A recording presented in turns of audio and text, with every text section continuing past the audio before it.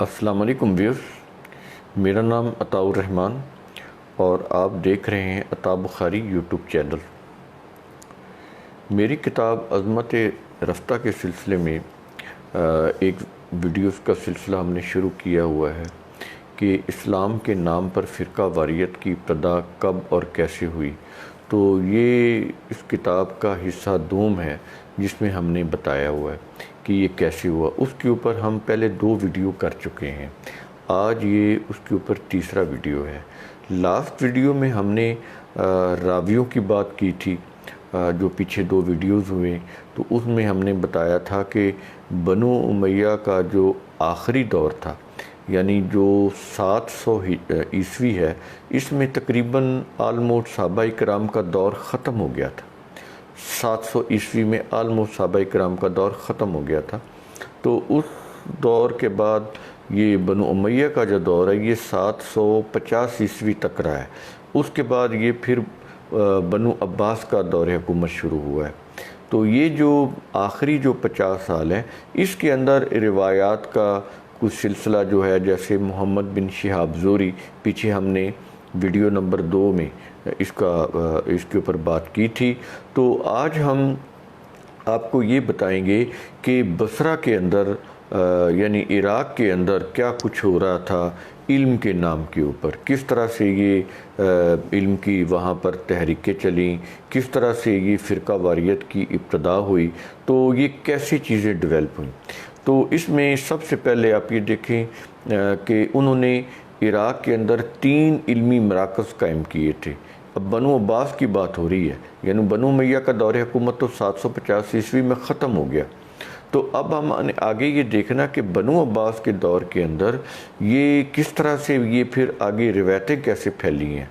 तो उस सिलसिले की जो पहली कड़ी थी उसमें हमने बताया था कि रावी कौन है, और वो भी हमने ये आपको बताया था कि उन रावियों की कोई रिटन कोई डॉक्यूमेंट्स नहीं है, उन रावियों की ज़बानी रिवायात हैं सारी, जो बाद के लोगों ने उनके नाम से मंसूब की, वो भी ज़बानी थी।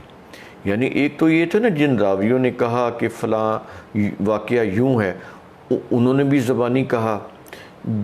उनके 100 साल के बाद, जैसे बुखारी हैं या मुस्लिम हैं, तो उनके पास भी वो ज़बानी तौर पर ही उनको मिला था, रिटन डॉक्यूमेंट्स उनके पास भी नहीं था।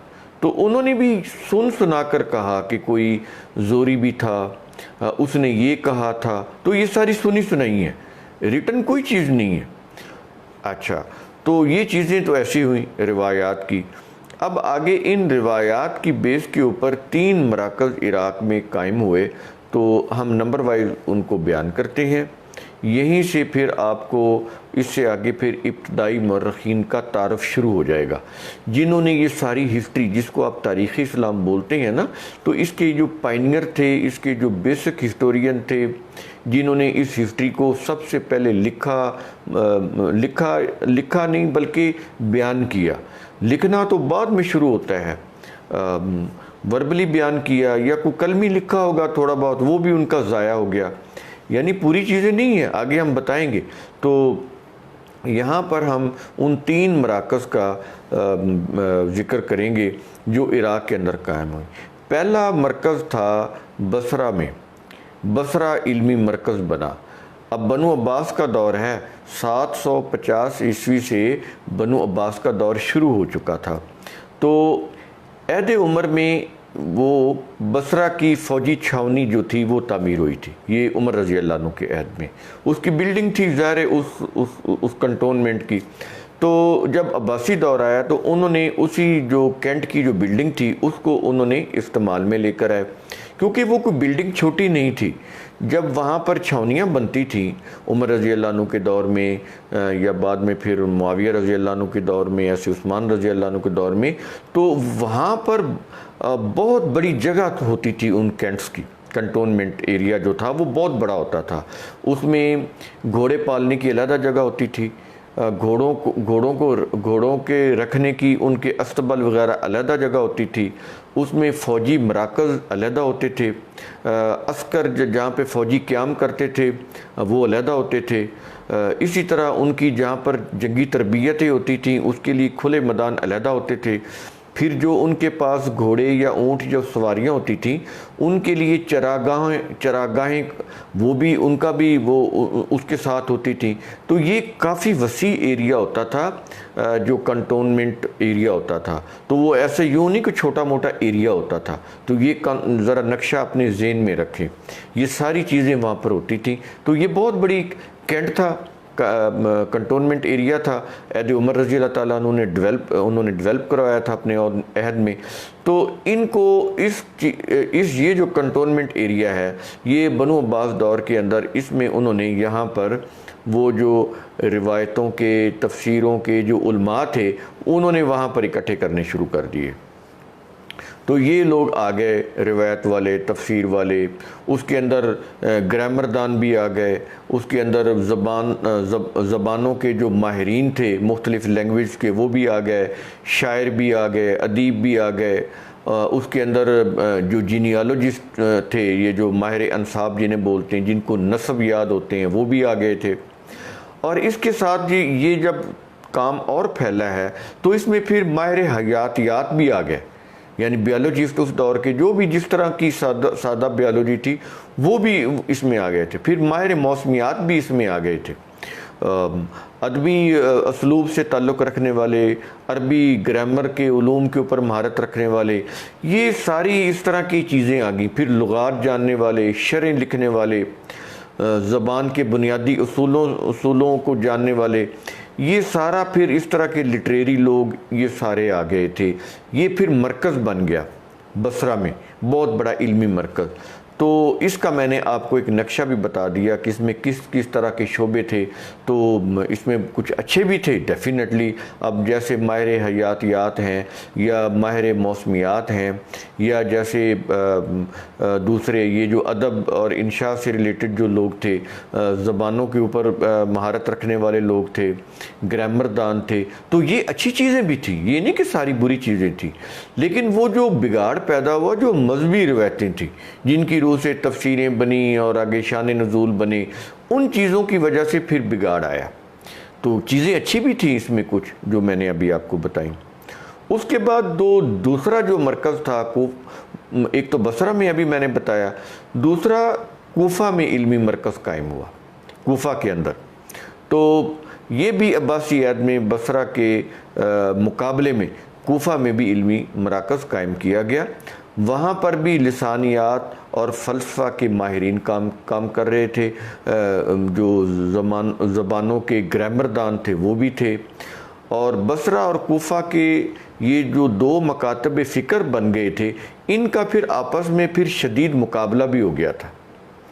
होता है जैसे दो इदारे बन जाएं तो फिर उनका आपस में कंपटीशन शुरू हो जाता है। तो ये इस तरह से इनका कंपटीशन शुरू हुआ। लेकिन ये जो कंपटीशन था ये मजहबी और नज़रियाती जो चीज़ें थी ना उनके ऊपर था।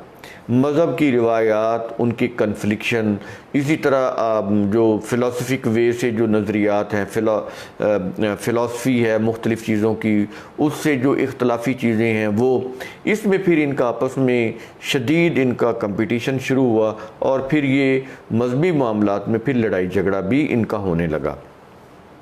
तो ये जो मजहबी उलमा वहाँ पर काम कर रहे थे, जैसे तफसीर से रिलेटेड थे, रिवायतों से रिलेटेड थे, शान नज़ूल से रिलेटेड थे, शरह लिखने वाले थे, या इस तरह के जो लोग थे, उनका फिर डेफिनेटली रिवायतें तो मुख्तलिफ हैं, कंट्राडिक्टेड हैं, कन्फ्लिक्टेड रिवायात हैं। तो आज भी हैं रिवायात, आप देखें ना कुतुब रिवायत, उनमें अगर एक आयत के नीचे अगर 10 रिवायतें हैं तो वो 10 की 10 रिवायतें आपस में कन्फ्लिक्टेड हैं, जिसकी रूह से फिर कुरान की एक आयत है लेकिन उसकी मुख्तलिफ मज़ाहिब और मसालिक की तफसीरें मुख्तलिफ की हुई हैं, जिसकी वजह से फिर मसलकी इख्तलाफ जन्म लेता है। तो ये चीज़ें वहाँ से शुरू हो गई थी। तो उनके अंदर फिर ये इख्तलाफात हुए। ये फिर बामी इख्तलाफात जब होने लगे तो इससे फिर इन इख्तलाफ उलमा के दरमियान जब इख्तलाफ हुआ तो फिर उन उलमा के फॉलोअर्स अवाम थे, तो फिर अवामी सतह के ऊपर भी इख्तलाफ होने शुरू हो गए। यानी ये जो उलमा के आपस में जो इख्तलाफ थे ना, वो सिर्फ उलमा की हद तक नहीं रहे, जो उनके फॉलोअर्स थे, जो उनके पीछे पीछे चलते थे, वो तो अवाम के लोग थे। तो ये फिर उन हलकों से निकल कर ये इख्तलाफात अवामी हलकों में भी फिर चले गए। तो फिर अवाम के लोग भी आपस में इख्तलाफ करने लगे। इससे बहुत ज़्यादा एक झगड़े की कैफियत पैदा हो गई थी बसरा के अवाम में और कोफा के अवाम में। ये जो नज़रियाती बहसें थीं, बहस व मुबाहिसे और मुज़ाकरे और उनके दरमियान जो इख्तलाफात थे, उनकी रूह से फिर उनके इख्तलाफात अवामी सतह के ऊपर बहुत ज़्यादा बढ़ गए। अब इसका फिर उन्होंने हल क्या निकाला? उसका हल फिर उन्होंने ये निकाला कि उन्होंने कहा कि ठीक है कि जो बगदाद में जो अब्बासी खुलफा हैं उनके दरबार में ये फिर उनको बुलाया जाता था या कुछ लोग खुद भी चले जाते थे। तो ये फिर वहाँ बगदाद में जहाँ जो उनका मरकज़ था अब्बासी खिलाफत का, उनका दारुल हुकूमत दारुल खिलाफा, वहाँ पर बादशाह होता था, अब्बासी खलीफा बैठता था, वो उसका हेड क्वार्टर होता था। तो ये लोग फिर वहाँ जाकर फैसले करवाते थे। अब ज़ाहिर बादशाह को तो इतना इल्म नहीं होता था, वो कोई यानी कोई मज़हब का भी कोई आलम नहीं होता था, वो किसी कोई दूसरे उलूम का भी आलम नहीं होता था। वो एक बादशाह होता था, वहाँ उसके दरबार में भी ऐसे मुख्तलिफ मज़ाहिब के लोग, मुख्तलिफ नज़रियात के लोग बैठे होते थे। तो वहाँ पर ये फिर चीज़ बहस व मुबाहिसा उनके दरबारों में भी शुरू हो गया। अब चूँकि उनको कोई इतना काम तो होता नहीं था, तो वहाँ पर ये फिर मजहबी बहस मुबाहिसे और फ़लसफ़ियाना गुफ्तगू और फ़लसफ़ियाना नज़रियात, इनके इख्तलाफात, वो चीज़ें फिर सारा दिन वहाँ पर ये चीज़ें बहस मुबाहिसे और मुज़ाकरे होते थे। बादशाह वो सुनते थे और महजूज़ होते थे। उसमें फिर डेफिनेटली इंसान है ना, तो इंसान का अपना भी कोई नज़रिया को अकीदा होता है। तो ज़ाहिर है उन बादशाहों के अपने भी कोई नज़रियात थे। तो जो नज़रियात उनके बादशाहों की मर्ज़ी के मुताबिक होते थे या उनके दिल या दिमाग को अच्छे लगते थे, तो वो उलमा जो थे वो उनके मंजूर नज़र हो जाते थे, उनके मुकर्रबीन हो जाते थे, उनके वो फिर दरबारी मौलवी बन जाते थे, दरबारी उलमा। उनका बड़ा रूब दाब होता था, उनका बड़ा प्रोटोकॉल होता था बादशाह की तरफ से। तो ये फिर इस तरह से हो जाते थे। तो जो समझदार, जो यूँ कह लें कि जो बड़ा मफाद परस्त जो लोग थे, वो बादशाह की नफ्सियात को समझते हुए वही चीज़ें पेश करते थे जो बादशाहों को अच्छी लगती थी। वो फिर उतने ही उनके ज़्यादा करीब हो जाते थे, वो उनको इख्तियारात भी दे देते थे। तो इस तरह से उनको इनाम और इकराम से भी नवाजा जाता था। अवाम के अंदर भी उनका फिर बड़ा रोब दाब बैठ जाता था। तो ये चीज़ें फिर इस तरह से इल्मी चीज़ें बादशाहों की मर्ज़ी, उनके जो नज़रियात थे उसके मुताबिक फिर फैलनी शुरू हुई। तो उससे फिर ये हुआ कि बादशाहों ने अपने फ़ायदे के लिए फिर उनसे फिर फ़िक़ें भी मुरतब कराईं, शरीयतें भी बनवाईं। जैसे 3-3 हज़ार औरतें उनके हरम में रखी गई थी और उन्होंने उसको शरीयत की रूह से जायज़ करार दिलवाया हुआ था। आज भी ये चीज़ें हैं कि वो कहते हैं निकाह तो एक, शादी तो एक होती है, निकाह कई होते हैं। यानी ये आपने सुना होगा, बड़े वो मशहूर मुफ्ती हैं पाकिस्तान के, बहुत बड़े मुफ्ती, उन्होंने कहा था कि शादी एक होती है जो अलल ऐलान होती है, निकाह आप जितने मर्जी कर लें, खुफिया निकाह वो जितने मर्जी आप कर लें। तो ये उन्होंने बादशाहों ने 3-3 हज़ार औरतों को अपने हरम में रखा हुआ था और उनकी तो बेचारियों की बारी भी नहीं आती थी। ये सूरत हाल हो जाती थी। ये था, इस कदर जुल्म की इंतहा थी उनके दौर के अंदर। और उन्होंने इसी तरह ज़मीन के ऊपर भी अनलिमिटेड कब्ज़ा किया हुआ था। इसी तरह सरमाया और दौलत के ऊपर, ज़मीन की पैदावार के ऊपर भी अनलिमिटेड कब्ज़ा किया हुआ था। इन्हीं से फतवे लिखवा कर ज़मीन की मलकियत के कवानीन इनसे लिखवाए गए। ज़मीन तो अल्लाह की मलकियत है, इंसान तो ज़रूरत के मुताबिक रह सकता है। इन्होंने फिर बादशाहों ने क्या किया, उन उलमा से फिर फतवे लिखवाए, फ़िक़े मुरतब कराई, मोटी मोटी किताबें लिखवाई ज़मीन की मलकियत के ऊपर कि इंसान की मलकियत ज़मीन के ऊपर ऐन जायज़ है और ये शरई तौर पर बिल्कुल सही है। और उस वक्त से वो बनवाए हुए कवानीन अभी तक चले आ रहे हैं। तो ये इंसानियत जो है वो जहन्नम की ज़िंदगी में झुलसी जा रही है। यही वजह है कि ज़मीन की मलकियत इंसानों के नाम पर कर दी गई। वहीं से ये फिर मलूकियत कायम हुई और आगे फिर उसका कैपिटलिज़म का दौर शुरू हुआ। ये कैपिटलिज़म की बुनियाद है, ये ज़मीन की मलकियत इंसानों को देना। ज़मीन इंसानों की ज़रूरत के लिए है, कब्ज़ा करने के लिए, ये मलकियत के लिए नहीं है। ये बुनियादी चीज़ समझ लें, ये कुरान करीम का असूल है और इसको वायलेट करना ये शिरक है। तो फिर आप बच ही नहीं सकते तबाही से। तो ये चीज़ उन्होंने फिर इस तरह से उन्होंने अपनी मर्ज़ी के उनसे फतवे लिए, अपनी शरीयतें लिखवाईं। तो अब ये दो मराकज़ मैंने आपको बताया, बसरा का और कूफा का। अब तीसरा मरकज़ बगदाद का बन गया। कुछ नक्शा ज़हन में आया आपके कि कैसे ये चीज़ें हुई हैं? इस तरह से ये चीज़ें हुई हैं। तो बसरा और कूफा के मजहबी व नज़रियाती इख्तलाफात और अब्बासी खुलफा के फ़ैसलों की बुनियाद पर बगदाद में अब तीसरा इल्मी मरकज़ तैयार हुआ। पहले दो वो थे, अब तीसरा बगदाद था। तो इस मरकज़ ने नए नज़रियात को जन्म लिया, क्योंकि यहाँ पर तो ख़ुद बादशाह बैठा होता था, अब्बासी खलीफा। तो उसकी पसंद नापसंद के मुताबिक शरीयतें बनती गई। वो जो मजहबी पेशवा जितने उसके करीब होते थे, उतनी वो उनकी सोच के मुताबिक, उनकी पसंद नापसंद के मुताबिक वो फ़िक़्ह और शरीयतें मुरतब करते गए, रिवायात वज़ा करते गए। ये चीज़ें ऐसी होती गई। तो उन्होंने ये चीज़ें की। तो इससे मज़हब के अंदर नए नए नज़रियात ने जन्म लिया। बहुत से माहिरीन लिसानियात अब्बासी खुलफा के दरबार में उनके करीबी साथी थे और असातिज़ा होने की वजह से उनको असातिज़ा का मकाम दिया हुआ था और वो बड़े ही असर और रसूख रखते थे सोसाइटी के अंदर। तो उनको भारी मुआवजा दिया जाता था दरबारों के अंदर। उनके अफकार पर मबनी जो लिटरेचर था उसकी नशर व इशाअत सरकारी सरपरस्ती में की जाती थी। बसरा कूफा और बगदाद के मराकज़ में मुख्तलिफ़ मकातब फ़िक्र के उलमा ने अब फिर रिवायात मुरतब करना तेज़ी से रिवायात मुरतब होनी शुरू हो गई। रसूल सल्लल्लाहु अलैहि वसल्लम उसमें फिर उन्होंने फ़ोकस किस चीज़ को किया? अब ज़ाहिर है कि उन्होंने रिवायात तो वो बयान करनी थी ना जिससे लोगों की अकीदत वाबस्ता होती। अब उन्होंने कुरान तो नहीं सुनाना था। कुरान सुनाते तो बादशाहों की तो बादशाह जाती थी, मोनार्की सिस्टम गया, कैपिटलिज्म गया, वो दूसरा जो इनका जो ग़ुलामी का जो उन्होंने ग़ुलाम और लौंडियाँ बनाए हुए थे वो भी गए। बादशाहों ने मजहबी पेशवाओं से फतवे लिए ना कि इंसानों को ग़ुलाम और लौंडी बनाया जा सकता है, तो उन्होंने वो भी जाते थे अगर कुरान की बात होती। तो उन्होंने कुरान को तो बाईपास कर दिया, सेट असाइड कर दिया, एक तरफ कर दिया। फिर वो कुरान के मुकाबले में क्या लेकर आए? सीरत रसूल, सीरतुन नबी। और वो भी कोई ओरिजिनल सीरत नहीं, सीरत तो नबी सल्लल्लाहु अलैहि वसल्लम की कुरान के अंदर है। इन्नहु लक़ौलु रसूलिन करीम, ये कुरान जो है रसूल सल्लल्लाहु अलैहि वसल्लम का कौल है, वो उन्होंने सेट असाइड कर दिया, एक तरफ कर दिया। अब रसूल सल्लल्लाहु अलैहि वसल्लम की सीरत किन्होंने लिखी?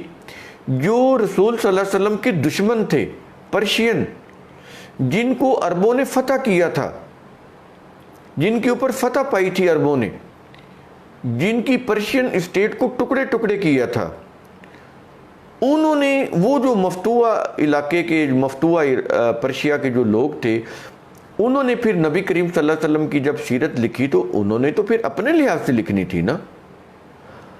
और अब अगर आपको यकीन ना आए तो फिर उस सीरत को गौर से पढ़ लें। सीरत वो जो बुखारी में पेश हुई है उसी को पढ़ लें, बाबुल निकाह पढ़ लें, बाबुल हैज़ पढ़ लें, आपको पता चल जाएगा कि ये जो नबी करीम सल्लल्लाहु अलैहि वसल्लम के जो खाके बनते हैं उसका सोर्स क्या है, यही किताबें। यानी नबी करीम सल्लल्लाहु अलैहि वसल्लम की सीरत के नाम पर नबी करीम सल्लल्लाहु अलैहि वसल्लम की ज़ात के ख़िलाफ़ इतना कुछ लिखा हुआ है, नबी करीम सल्लल्लाहु अलैहि वसल्लम की अज़वाजे मुतहरात के ख़िलाफ़ इतना कुछ लिखा हुआ है कि आज खाके भी बन गए तौहीन अमेज़।